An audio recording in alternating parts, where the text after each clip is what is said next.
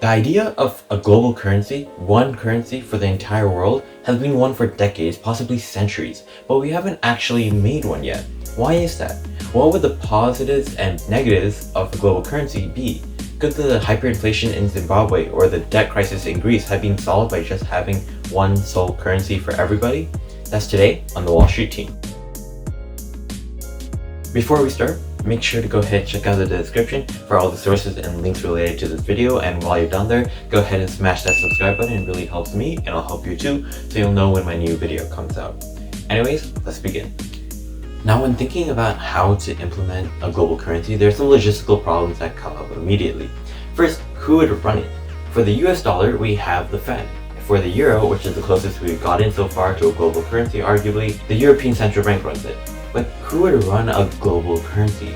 You can predict it would be the UN or the IMF, but how would you even choose someone for such an important role? Also, will the currency itself be a fiat currency where it relies on people trusting the institution and the actual currency about having some intrinsic value? Or will it be a cryptocurrency? That's something that's also being debated. But without getting too heavily into those questions, we can start off by weighing the pros and cons. Let's start off with the pros. Well, the most obvious is probably that you wouldn't need to spend money to exchange one currency into another, or have to exchange one currency into another at all. For example, when you go on vacation, you could just use the one currency that you use at home. You wouldn't need to switch it out. Forex trading, or foreign exchange trading, is a whole market based on the exchange of currency, the trading of currencies. That market would cease to exist. You see, those exchanges cost money. It costs money to exchange one currency into another. With the implementation of the euro, analysts believe that 13 to 20 billion euros have been saved in just transaction costs. However, this would be bad for domestic businesses who rely on their products being cheaper because they're using a domestic currency to operate and make a profit. There also wouldn't be a thing as weak or strong currencies. All currencies would have the same strength. And this is good because that means that currently companies and countries who borrow in a weaker currency have to pay higher interest because of the risk associated with the currency they're borrowing in. That would not happen with a global currency. In fact, analysts believe that a global currency could increase investment by $9 trillion globally. Trade would also improve. The euro brought a 5 to 20% increase in trade in Europe, and this is because it becomes easier to trade because trading costs less. This would drive the global economy. As with anything, there are negatives, and in the case of a global currency, those negatives are pretty significant.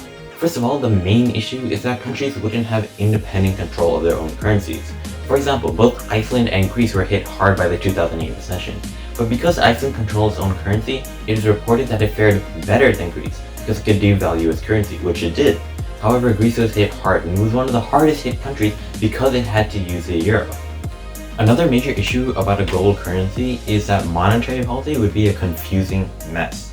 The euro and the European Central Bank works as both a currency and a central bank because of the fact that all the countries in the Eurozone are related. They're all very similar. This means that they all react to events in a similar way. But on a global scale, that doesn't apply. If one part of the world is in a recession or experiencing an economic downturn and they need expansionary monetary policy, but the other part or another part of the world is actually doing just fine, maybe it's experiencing inflation and could use some contractionary monetary policy, what would you do? If you do nothing, then both sides will get worse. Last but not least, smaller countries depend on the ability to devalue their currency in order to increase trade. How does that work? Let's say in Wallandia, a loaf of bread costs 10 wall dollars. 10 wall dollars is equal to $1 US, so the loaf of bread costs $1 US. Let's say it costs the same in the US. Now, if the exchange rate changes from 10 wall dollars for $1 to 20 wall dollars for $1, then that loaf of bread now only costs 50 cents, or half a US dollar.